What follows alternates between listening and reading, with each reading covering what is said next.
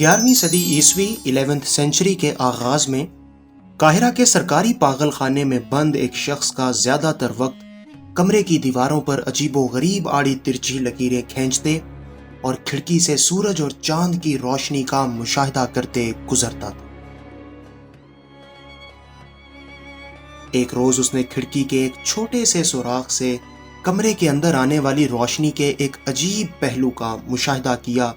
جس کی بنیاد پر اس شخص نے روشنی اور اس کی خصوصیات پر ایسی کتاب لکھی جو آج فزکس کی ایک بہت بڑی اور اہم شاخ ماڈرن آپٹکس کی بنیاد مانی جاتی ہے۔ ایسی شاندار سائنسی کتاب لکھنے والا یہ شخص کون تھا؟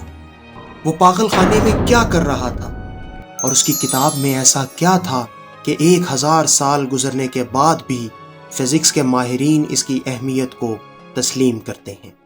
آج کی اس ویڈیو میں ہم آپ کو یہی سب دکھانے جا رہے ہیں، لیکن آپ سے گزارش ہے کہ پہلے ہمارے چینل کو سبسکرائب کر لیجئے اور بیل آئیکن کا بٹن دبا لیجئے تاکہ ایسی ہی دلچسپ اور معلوماتی ویڈیوز آپ تک پہنچتی رہیں۔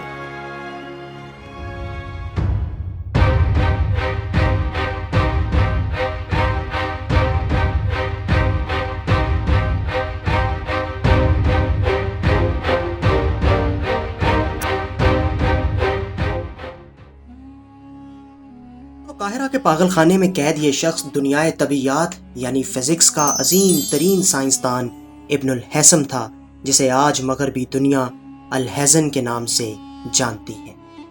ابن الہیثم کا پورا نام ابو علی حسن بن حسین بن ہیثم تھا۔ یہ ایک عرب مسلمان تھا جو 965 عیسوی 965 میں عراق کے شہر بصرہ میں پیدا ہوا۔ عراق ان دنوں عباسی خلافت کا حصہ تھا، مگر عملی طور پر اقتدار آل بویح یعنی بویتس کے پاس تھا، جو نائب السلطنت کی حیثیت رکھتے تھے۔ ابن الہیثم نے بنیادی تعلیم بصرہ ہی میں حاصل کی اور پھر ایک سرکاری دفتر میں ملازمت کرنے لگا۔ اسے ملازمت میں بالکل بھی دلچسپی نہ تھی اور وہ اپنا زیادہ تر وقت طب، ریاضی، طبیعیات یعنی فزکس اور علم فلکیات یعنی ایسٹرونومی کے مطالعے میں گزارتا تھا۔ رفتہ رفتہ اس نے ان علوم میں اتنی مہارت حاصل کر لی کہ اس کے علم کی شہرت بصرہ سے نکل کر پورے عراق میں پھیل گئی، حتیٰ کہ مصر کے چھٹے فاطمی خلیفہ الحاکم بامر اللہ کے کانوں تک بھی ابن الہیثم کے علم کا شہرہ پہنچ گیا۔ مصر ایک زرخیز ملک تھا جس کی زراعت کا انحصار دریائے نیل پر تھا، جس کے پانی سے سیراب ہو کر مصر کی زمینیں سونا اگلتی تھیں، لیکن موسم گرما میں کبھی نیل خشک ہو جاتا تھا جس سے زراعت کو سخت نقصان پہنچتا، جبکہ موسم برسات میں بعض اوقات نیل میں اس قدر شدید سیلاب آ جاتا جو زراعت کے ساتھ عوام کے جان و مال بھی برباد کر دیتا۔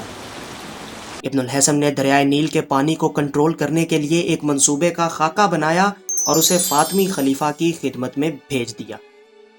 منصوبہ یہ تھا کہ اسوان کے مقام پر دریائے نیل پر 3 طرف بند باندھ کر ایک ڈیم بنایا جائے تاکہ برسات میں اضافی پانی کو ذخیرہ کر لیا جائے اور خشک سالی کے موسم میں اس پانی کو استعمال میں لایا جائے۔ فاطمی خلیفہ الحاکم بامر اللہ نے جب اس منصوبے کا مطالعہ کیا تو وہ ابن الہیثم کی قابلیت کا معترف ہو گیا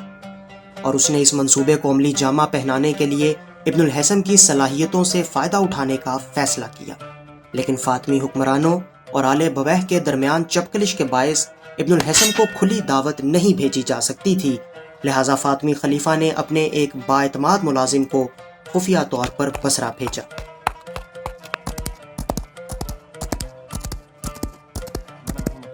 اس نے ابن الہیثم کو شاہی دعوت نامے کے ساتھ سفری اخراجات کے لیے خطیر رقم پیش کی۔ ابن الہیثم تو جیسے اسی کے انتظار میں تھا۔ دعوت نامہ پاتے ہی وہ فوراً مصر روانہ ہو گیا۔ جب وہ مصر کے دارالحکومت قاہرہ پہنچا تو خلیفہ الحاکم بامر اللہ نے اس کی خوب عزت افزائی کی اور اسے اسوان کے مقام پر ڈیم بنانے کے لیے کثیر رقم اور مزدوروں کا عملہ فراہم کر دیا۔ ابن الہیثم نے اسوان کے مقام اور دریائے نیل کا مکمل سروے کیا، لیکن اس نے جلد ہی بھانپ لیا کہ یہ کام بہت بڑا ہے اور دستیاب وسائل کے ساتھ اسے انجام دینا ناممکن ہے۔ اب اس کے پاس 2 راستے ہیں، ایک تو یہ کہ وہ کام شروع کروا دیتا اور سالہ سال کے لیے اس منصوبے کے انجینئر اور نگران کے پرشکوہ عہدے کے مزے لوٹتا، لیکن اس طرح کثیر سرمایہ ضائع ہو جاتا کیونکہ اس منصوبے کو بالآخر ناکام ہو جانا تھا۔ دوسرا راستہ یہ تھا کہ وہ خلیفہ کے سامنے اپنے تجویز کردہ منصوبے کی ناکامی کا اعتراف کر لیتا۔ لہٰذا ابن الحسم نے دیانت داری اور سچائی کا راستہ اپناتے ہوئے ایک روز خلیفہ کے دربار میں حاضر ہو کر اپنی ناکامی کا اعتراف کر لیا۔ خلیفہ نے اس منصوبے سے بہت امیدیں لگائی ہوئی تھیں جو ابن الحسم کے اعتراف کے ساتھ ہی چکنا چور ہو گئی۔ خلیفہ الحاکم بامر اللہ نے اس وقت تو ابن الحسم کو کچھ نہ کہا، لیکن وہ جانتا تھا کہ خلیفہ علم دوست ہونے کے باوجود سخت مزاج رکھتا ہے اور بعض اوقات تو معمولی سی خطا پر بھی لوگوں کی گردنیں اتروا دیتا ہے۔ لہٰذا ابن الحسم نے اپنی عافیت اسی میں جانی کہ وہ پاگل بن جائے۔ اس نے خود پر مصنوعی دیوانگی طاری کر لی، جس پر خلیفہ نے اس کی تمام کتابیں اور آلات شاہی توشہ خانے میں جمع کرا لیے اور ابن الحسم کو سرکاری پاگل خانے میں بھجوا دیا۔ یوں اپنے علم اور قابلیت کی بنیاد پر حیران کن کارنامہ سر انجام دینے کا خواب آنکھوں میں سجا کر بصرہ سے مصر آنے والا ابن الحسم اپنی دیانت اور سچائی کی بدولت پاگل بن کر نظر بند ہونے پر مجبور ہو گیا۔ لیکن دریائے نیل پر اسوان کے مقام پر ڈیم بنا کر مصر کو خوشحال اور سرسبز و شاداب بنانے کا جو خواب ابن الحسم نے 996 میں دیکھا تھا، وہ خواب تقریباً 1000 سال بعد 20ویں صدی میں شرمندہ تعبیر ہوا۔ 9 جنوری 1960 کو مصر کے حکمران جمال عبد الناصر نے ابن الحسم ہی کے تجویز کردہ مقام اسوان پر ڈیم کا سنگ بنیاد رکھا اور 10 سال کی مسلسل محنت کے بعد بالآخر 21 جولائی 1970 کو یہ اسوان ڈیم مکمل ہوا، جو آج مصر کی ترقی و خوشحالی میں اپنا کردار ادا کر رہا ہے۔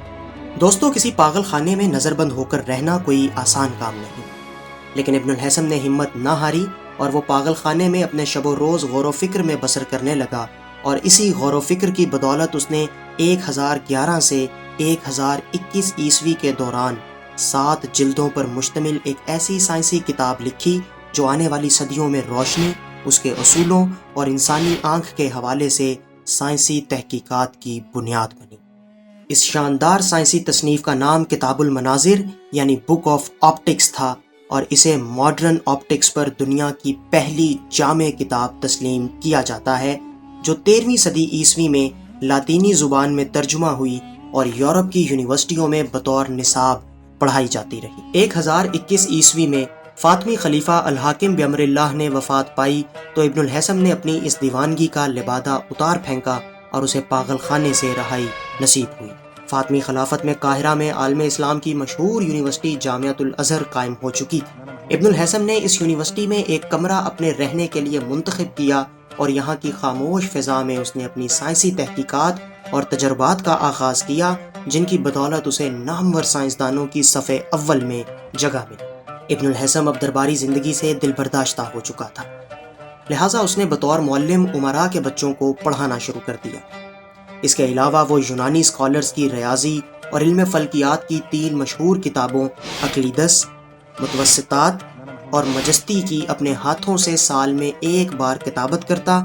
اقلیدس جیومیٹری یا علم ہندسہ کی کتاب ہے، جس کا مصنف یونانی ریاضی دان اقلیدس یعنی یوکلڈ تھا، اور مجستی، جسے انگریزی میں المجسٹ کہا جاتا ہے، یونانی ماہر فلکیات بطلیموس یعنی ٹالمی کی تصنیف ہے۔ شائقین علم یہ کتابیں اس سے 50 مصری دینار فی کتاب کے حساب سے خرید لیتے، اور یوں ابن الحسن کے پاس 150 دینار آ جاتے، جو اس کے سال بھر کے اخراجات کے لیے کافی ہوتے۔ دوستو، ابن الحسن علم طب سے بھی بخوبی واقف تھا، اور اس نے طب کی باقاعدہ تعلیم بھی حاصل کر رکھی تھی، لیکن وہ علم طبیعیات یعنی فزکس میں تحقیقات کا اس قدر دل دادا تھا کہ اس نے کسی اور کام کی طرف توجہ نہ دی۔ 1021 عیسوی میں پاگل خانے سے نکلنے کے بعد اپنی آخری سانس تک اس نے یہ ساری مدت سائنسی تحقیقات میں صرف کر دی، اور اس کی انہی سائنسی خدمات کے پیش نظر اسے بطلیموس ثانی یعنی سیکنڈ ٹالمی اور بابائے بصریات یعنی فادر آف آپٹکس کے خطابات دیے گئے۔ مشہور طبیعیات دان جان بیکم، ریاضی، فزکس، آپٹکس اور فلکیات کے ماہر انگریز سائنسدان راجر بیکن اور جان کیپلر جیسے ریاضی اور فلکیات کے ماہر جرمن سائنسدانوں نے ابن الحسن کے کام سے خوب استفادہ کیا۔ دوستو، ابن الحسن کی تصنیف کتاب المناظر میں کون کون سے موضوعات شامل تھے؟ اس نے صدیوں سے درست مانے جانے والے یونانی اسکالرز کے نظریات کو کیسے غلط ثابت کیا؟ انسانی آنکھ کے متعلق اس نے کیا تشریحات پیش کی اور کس طرح اس نے 1000 سال پہلے کیمرے کے کام کرنے کا اصول پیش کیا،